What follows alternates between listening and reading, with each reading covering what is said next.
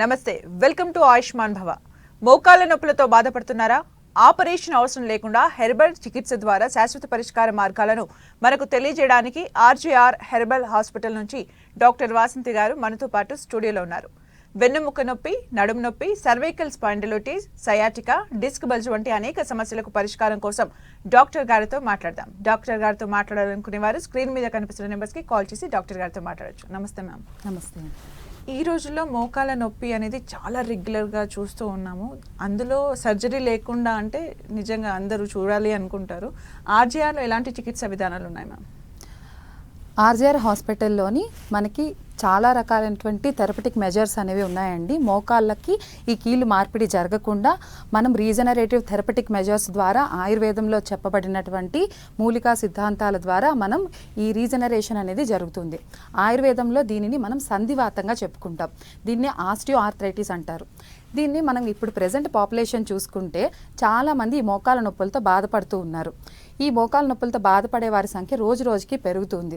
అసలు ఎందుకు ఈ మోకాళ్ళ నొప్పులు అనేవి వస్తాయంటే, ఆయుర్వేద పరంగా చూసుకుంటే మన శరీరం అనేది ఆరోగ్యంగా ఉండాలి అంటే మన శరీరంలో ఉండేటటువంటి దోషాలు వాతము, పిత్తము, కఫము, ఈ 3 దోషాలు, అదేవిధంగా సప్తధాతువులు రసము, రక్తము, మాంసము, మేధస్సు, అస్థి, మజ్జ, ఈ సప్తధాతువులు కూడా సమస్థితిలో ఉండేటప్పుడే మనం ఆరోగ్యంగా ఉంటాం. కానీ ఇక్కడ ఏం జరుగుతుంది, ఈ మోకాళ్ళ నొప్పి వచ్చే వారిలోని వాతం అనేది వృద్ధి చెందుతుంది. అదేవిధంగా అస్థి అనేది అంటే బోన్ అనేది డీజెనరేషన్ అనేది జరుగుతుంది. అస్థి క్షయము అంటారు.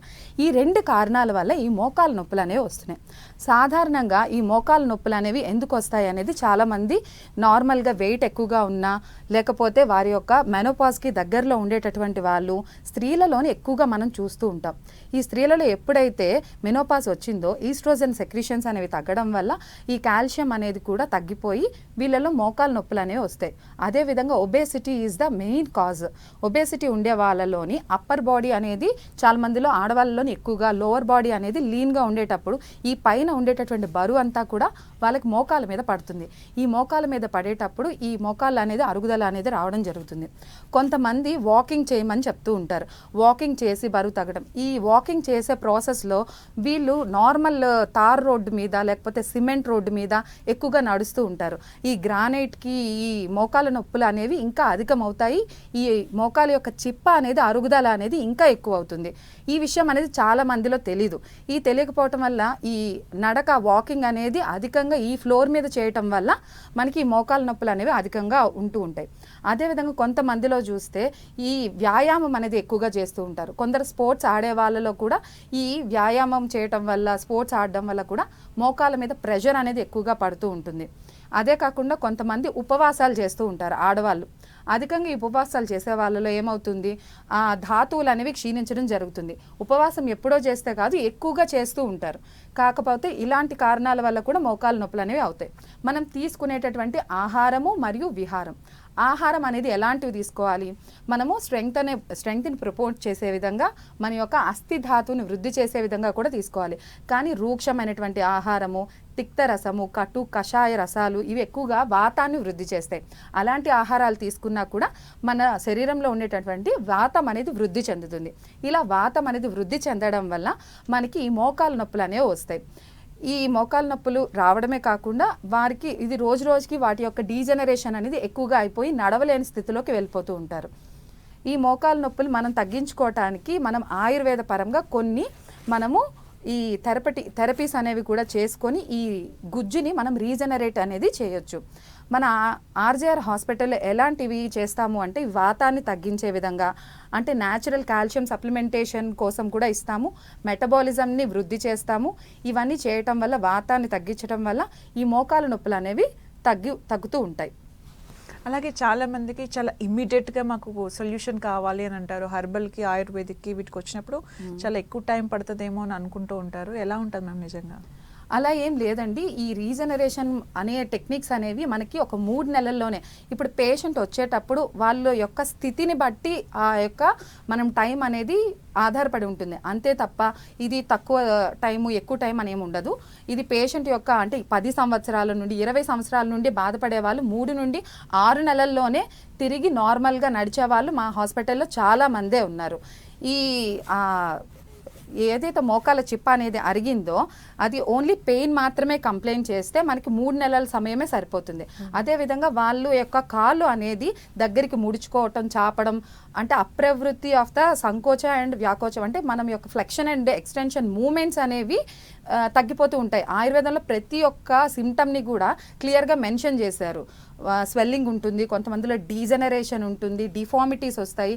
అలాంటి వాళ్ళకి మనకు 6 నెలల చికిత్స అనేది పడుతుంది. అలాగే మోకాల నొప్పులు, మోకాల వాపులు కూడా ఉంటాయి కదా, దానికి కూడా చికిత్స ఉంటుందమ్మా? మోకాల వాపులు ఎందుకు వస్తాయి అసలు?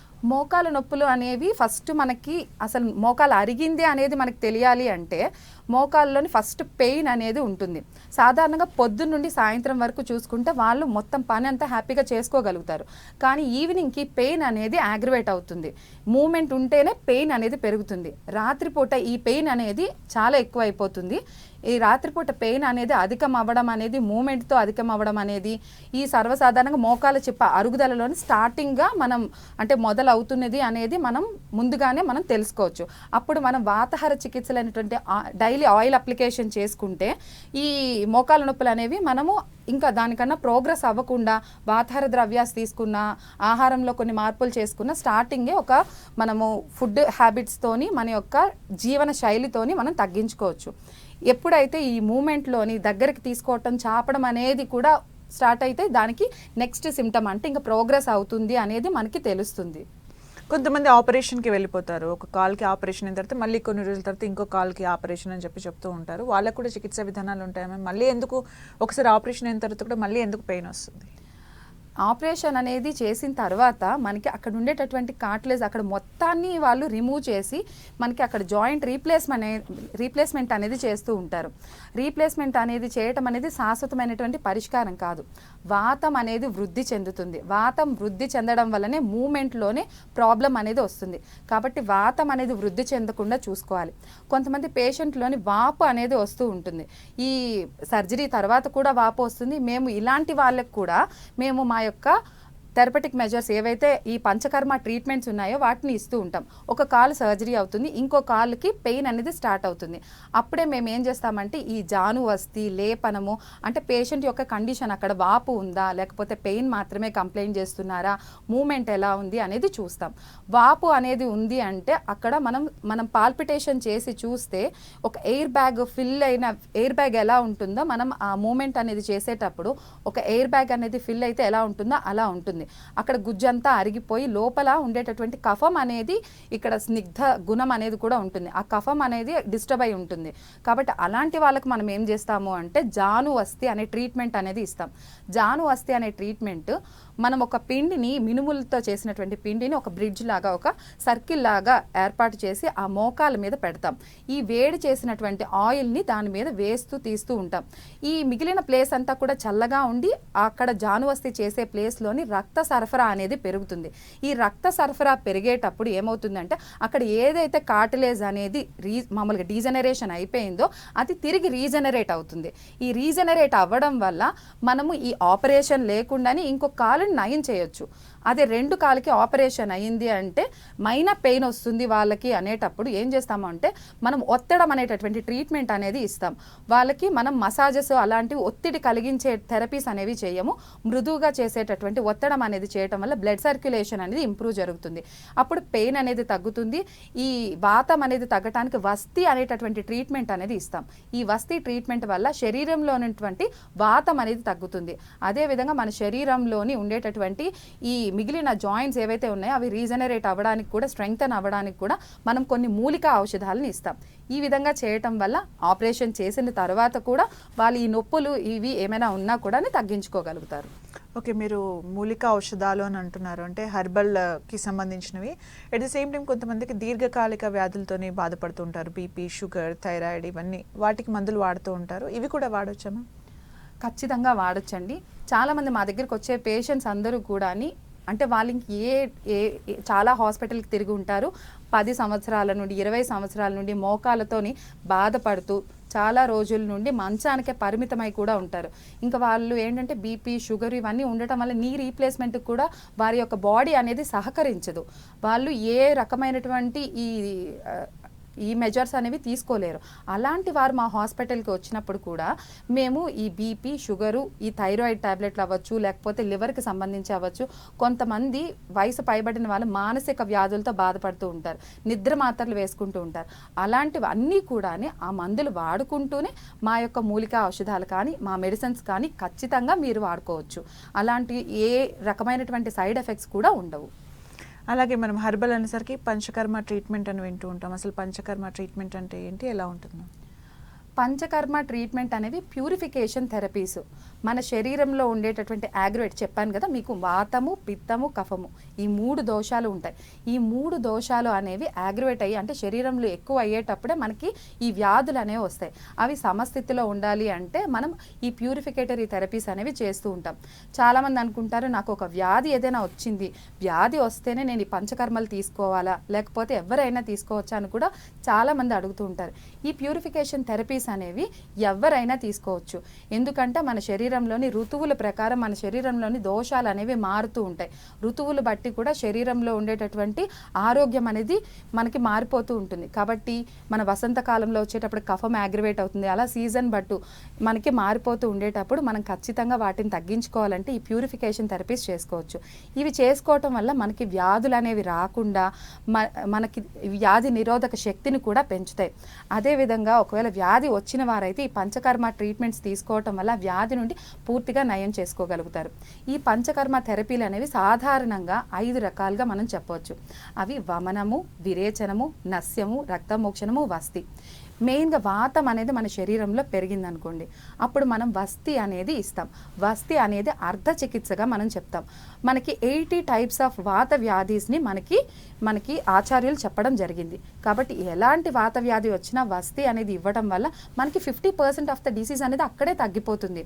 వమనం చేయటం వల్ల మన శరీరంలో ఉండేటటువంటి కఫం అనేది ఏదైతే ఉందో మన ఛాతీ నుండి కింద వరకు ఉండే భాగంలోని కఫం అనేది ఉంటుంది. ఈ కఫం అనేది మనం బయటకు పంపించాలి అంటే మనం వసంతకాలం వచ్చేటప్పుడు వమనం చేసుకోవటం అనేది చాలా మంచిది.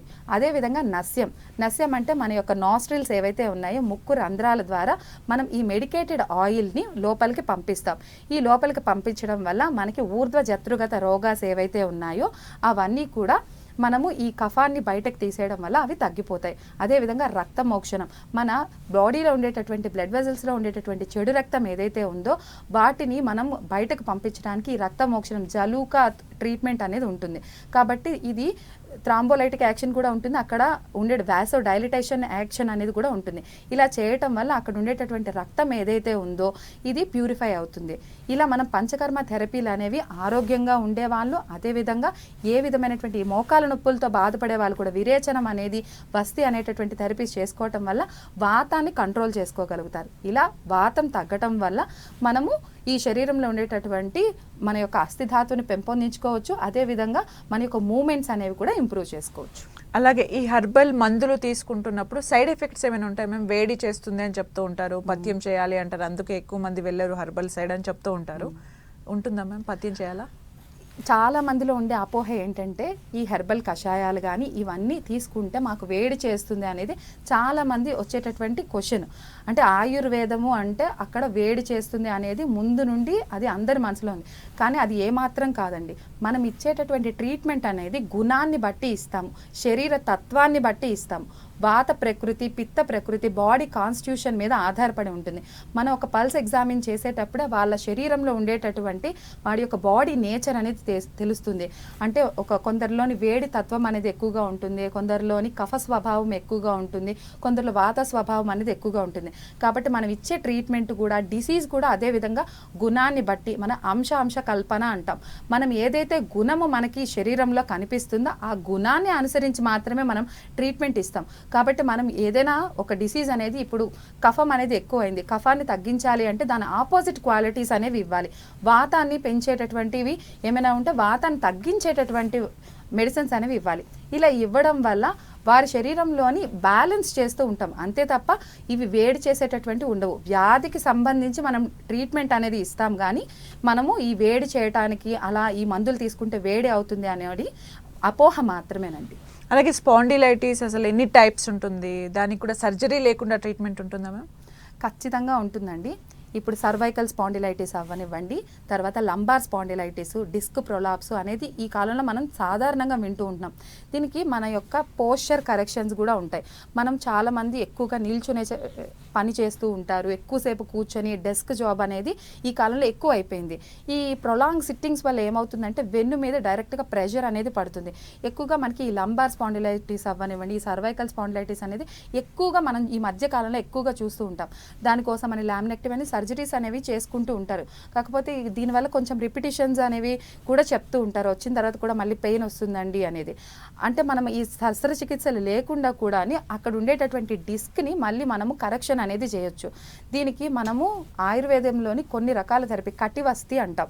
కటివస్తి అనేది మన యొక్క కటి ప్రదేశంలోని ఈ లంబార్ స్పాండిలైటిస్ అనేది వచ్చేటప్పుడు మనం అక్కడ అరుగుదలైనా అవ్వచ్చు, లేకపోతే డిస్క్ అనేది ప్రొలాప్స్ అయినా అవ్వచ్చు.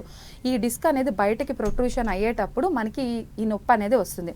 అక్కడ ఉండేటటువంటి నరం మీద ఒత్తిడి అనేది పడుతుంది. ఈ డిస్క్ అనేది బయటకి రావటం వల్ల అక్కడ ఏం జరుగుతుంది, సాధారణంగా ఒక వర్టబ్రాకి మధ్యలోని మనకి ఇంటర్వర్టబ్రల్ డిస్క్ అని అంటారు. దీని మధ్యలోని న్యూక్లియస్ పల్పోజా ఉంటుంది, చుట్టూ యాన్యులర్ పార్ట్ అనేది ఉంటుంది. ఎగ్ షెల్ ఎలా అయితే ఉంటుందో అలా ఉంటుంది. బయట అంతా గట్టిగా ఉండి లోపల సాఫ్ట్ జెల్ లాగా ఉంటుంది. ఇందులోని 70% అనేది వాటరే ఉంటుంది. ఎప్పుడైనా మనం ఈ జర్కీ మూమెంట్స్ కానీ ఇవి చేసేటప్పుడు ఏమవుతుందంటే ఆ డిస్క్ అనేది బయటకి ప్రొలాప్స్ అవుతుంది. కొంతమందిలోని ఆఫ్టర్ సర్జరీ LSCS చేయించుకుంటూ ఉంటారు. ఈ LSCS చేయించుకున్న తర్వాత వాళ్ళు నీడిల్తో అక్కడ మనకి మత్తు అనేది ఎనస్థీషియా అనేది ఇస్తారు. అది తీయడంలో ఏదైనా ఇబ్బంది అయినప్పుడు కూడా కొందరిలోని మనం ఇలాంటి ఇబ్బంది అనేది చూస్తూ ఉంటాం. అప్పటి నుండి వాళ్ళకి ఈ పెయిన్ అనేది రావటం అనేది జరుగుతుంది. అలాంటి వాళ్ళు డిస్క్ ప్రొలాప్స్ అయ్యేటప్పుడు అక్కడ ఉండేటువంటి వాటరీ కంటెంట్ స్లోగా బయటకి వెళ్ళిపోతూ ఉంటుంది. అక్కడ డీజనరేషన్ అనేది జరుగుతుంది. ఈ డీజనరేషన్ జరిగేటప్పుడు మనం ఈ కటివస్తి అనేది ప్రొసీజర్ అనేది చేయటం వల్ల మళ్ళీ తిరిగి మనం రీహైడ్రేట్ చేయగలుగుతాం. ఫర్ ఎగ్జాంపుల్ మనం చూసుకుంటే అక్కడ ఎలా అవుతుంది అనేది చాలా మందిలోనే ఒక క్వశ్చన్ ఉంటుంది. మనం ఒక సెల్ చూసుకుంటే లోపల మనకి ఒక వాటరీ కంటెంట్ అనేది ఉంటుంది, సైటోప్లాజం అంటారు. మనం అది చూసుకుంటే మనకు ఒక గ్రేప్ లాగా ఫ్లెష్ ఉండేటటువంటి గ్రేప్ ఎలా ఉంటుంది అలా ఉంటుంది. ఆ గ్రేప్ని మనం ఎండలో పెట్టామనుకోండి, ఎండలో పెట్టేటప్పుడు ఆ బయట ఉండేటటువంటి ఉష్ణ గుణము మన ఎయిర్ వల్ల ఉండేటటువంటి రూక్ష గుణం వల్ల అది ష్రింకేజ్ అయిపోతుంది, దగ్గరికి అయిపోతుంది. ఆ దగ్గరికి అయ్యేటప్పుడు మళ్ళీ దాన్ని తీసుకొచ్చి మనం ఆయిల్లో వేసి తిరిగి హీట్ చేస్తే అది మళ్ళీ బల్జ్ అయ్యి ఉబ్బెత్తుగా అవుతుంది. ఇక్కడ కూడా సేమ్ ప్రిన్సిపల్ అనేది వర్క్ అవుతుంది. మనం ఒక రింగ్ లాగా కన్స్ట్రక్షన్ చేసి ఈ నడుం దగ్గర ఎక్కడైతే డిస్క్ ప్రొలాప్స్ అయిందో అక్కడ కన్స్ట్రక్షన్ చేసి పెడతాం. అప్పుడు ఆయిల్ వేడి చేసి వేయటం వల్ల అక్కడ ఉండేటటువంటి సెల్ అనేది తిరిగి బల్జ్ అనేది అవుతుంది.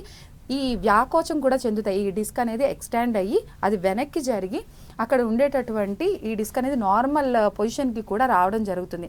ఈ సయాటికా పెయిన్ అయినా ఒక 7 డేస్లోనే మనం కొంతవరకు రిజల్ట్ అనేది చూడవచ్చు. ముసలి వాళ్ళలో చూసుకుంటే స్పాండిలోసిస్ ఉండొచ్చు, సర్వైకల్ స్పాండిలోసిస్, లంబార్ స్పాండిలోసిస్ అనేవి చూస్తాం. అంటే లోపల ఉండేటటువంటి ఎముకలన్నీ కూడా గుల్లబారిపోతాయి. ఈ బాత్రూమ్స్లో చాలామంది పడిపోయి ఈ కాళ్ళు విరగడం కానీ, హిప్ జాయింట్ అనేది ఫ్రాక్చర్స్ అవ్వడం కానీ మనము సాధారణంగా చూస్తూ ఉంటాం. ఎందుకు అంటే అక్కడ లోపల మనకు బ్యాంబూ స్టిక్ అనేది ఎలా ఉంటుంది అలా హ్యాలోగా అయిపోతుంది అనమాట. ఈ హ్యాలోనెస్ వల్ల లోపల ఉండే గుజ్జు అనేది మొత్తం అంతా అరిగిపోవడం వల్ల ఈజీగా ఈ ఫ్రాక్చర్స్ అనేవి జరిగిపోతూ ఉంటాయి.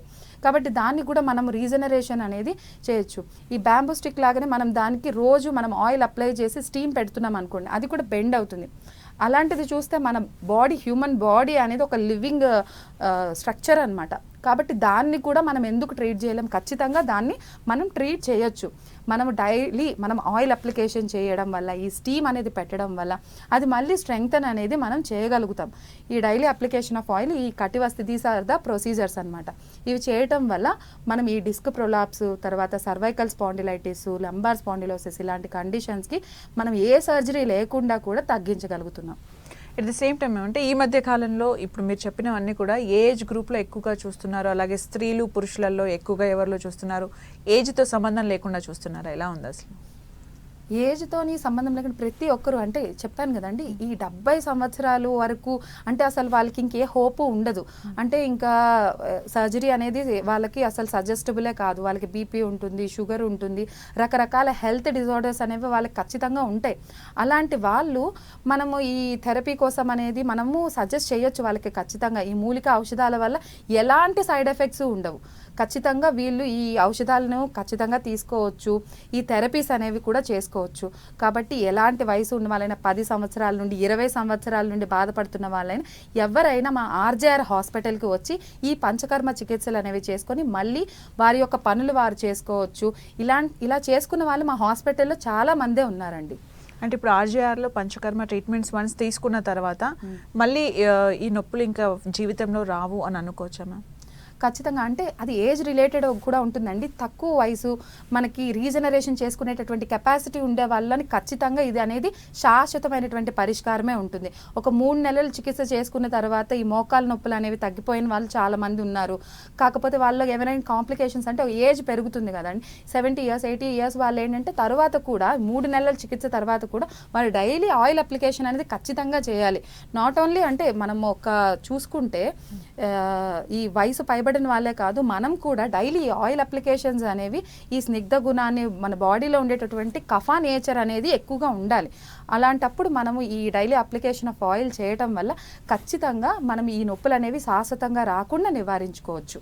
ఓకే, రెగ్యులర్గా కొంచెం స్ట్రెస్ అయితే నొప్పులు వస్తుంటాయి, మోకాళ్ళ నొప్పులు ఇవన్నీ. అది అలాగే శాశ్వతంగా వచ్చే నొప్పులు ఇప్పుడు మనం ట్రీట్మెంట్ వరకు వెళ్ళాల్సినవి ఉంటాయి కదా, అది ఎలా గుర్తుపట్టాలి అసలు స్టార్టింగ్లో? అదేనండి, అది పేషెంట్ కంప్లైంట్ చేసేటప్పుడు మేము ఎగ్జామిన్ చేస్తాం. పేషెంట్ని టేబుల్ మీద కూర్చోబెట్టి ఎగ్జామిన్ చేసేటప్పుడు మనకి అరౌండ్ ద నీ జాయింట్ మాత్రమే పెయిన్ ఉంది అని చెప్తారు.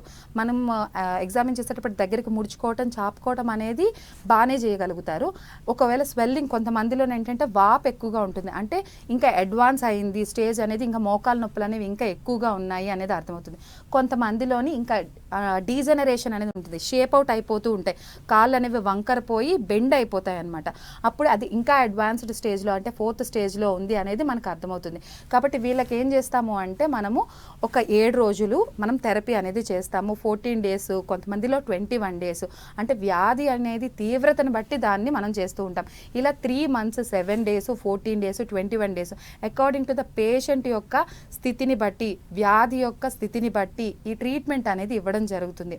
పేషెంట్ తక్కువ అంటే స్టార్టింగ్లోనే వస్తే మనం ఒక 7 days 3 months పాటు చేయించి మనము ఈ సిమ్టమాటిక్గా మనము ఇచ్చేటటువంటి మందుల వల్ల ఈ గుజ్జు పెరగటానికి, బోన్ స్ట్రెంగ్థనింగ్కి, మెటబాలిజం పెరగటానికి న్యాచురల్ కాల్షియం సప్లిమెంటేషన్స్ ఇవన్నీ ఇచ్చామనుకోండి, వారికి ఇది 3 నెలల టైం అనేది సరిపోతుంది. లేదు కొంచెం అడ్వాన్స్డ్ స్టేజ్, స్వెల్లింగ్ ఉంది, తర్వాత వాళ్ళకి ఈ దగ్గరికి తీసుకోవటం, ఈ ఫ్లెక్షన్ అండ్ ఎక్స్టెన్షన్ మూమెంట్స్ కూడా ఇబ్బందిగా ఉన్నాయి అంటే కొందరికి వాళ్ళకి కొంచెం ఎక్కువ టైం పట్టచ్చు, 6 నెలలు పట్టచ్చు, కొంతమందిలోని కంప్లీట్గా ఒక 1 year కూడా పడుతుందన్నమాట. Prevention is better than cure, అంటే ఎర్లీగా తెలుసుకుంటే కూడా ట్రీట్మెంట్ ఈజీ అయిపోతుంది. కొంతమంది పెయిన్ కిల్లర్స్ వాడేస్తూ ఉంటారు, అది ఎంతవరకు సజెస్టబుల్ మ్యామ్? పెయిన్ కిల్లర్స్ అనేది వాడితే అది మనకి అక్కడ సిమ్టమాటిక్ ట్రీట్మెంట్ మాత్రమే జరుగుతుంది, అప్పటికి మాత్రమే పెయిన్ అనేది తగ్గుతుంది, మళ్ళీ తిరిగి ఈ నొప్పి అనేది రావటం అనేది జరుగుతుంది. కానీ మనం ఇచ్చేటటువంటి ట్రీట్మెంట్ అనేది తిరిగి ఆ గుజ్జు అనేది పెరగటానికి ఇస్తాము, అదేవిధంగా వాతాన్ని తగ్గించడానికి ఇస్తాము, వారి యొక్క మెటబాలిజంని కరెక్ట్ చేయడానికి కూడా ఇస్తాము. ఈ మెటబాలిజం అనేది కరెక్ట్ అవ్వటం వల్ల మనం శాశ్వతమైనటువంటి పరిష్కారాన్ని మనం ఖచ్చితంగా చూడగలుగుతామండి. ఫైనల్గా మా 10TV ప్రేక్షకులకు మీరు ఏం చెప్తారంటే ఫుడ్ హ్యాబిట్స్ విషయంలో కానీ ఇలాంటి విషయాల్లో ఎలాంటి కేర్ తీసుకుంటే బాగుంటుందని చెప్తారు? మనం ఏదైనా మన యొక్క జీవన శైలి చెప్పాను కదండి, ఖచ్చితంగా వ్యాయామం అనేది చాలా ఇంపార్టెంట్. ఈ మోకాలు నొప్పులు రాకుండా ఉండాలి అంటే మనం వ్యాయామం అనేది చేయాలి. దానితో పాటు డైలీ ఆయిల్ అప్లికేషన్ అనేది చాలా ఇంపార్టెంట్.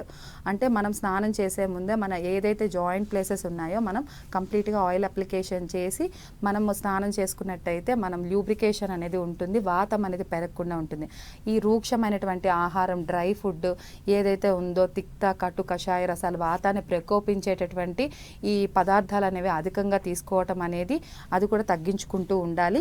డైలీ ఎక్సర్సైజ్ అనేది చేస్తూ ఉండాలి. ఇలా చేయటం వల్ల మనము ఈ మోకాలు నొప్పులు కానీ వేరే అదర్ జాయింట్ డిసీజెస్ కానీ రాకుండా మనం ప్రివెంట్ చేయగలుగుతామండి. Thank you so much ma'am. అంటే అందరికీ చాలా చక్కటి సజెషన్స్ ఇచ్చారు, అలాగే ఆర్జేఆర్ హాస్పిటల్స్లో అందించే ట్రీట్మెంట్స్ గురించి చాలా చక్కగా తెలియజేశారు. Thank you so much.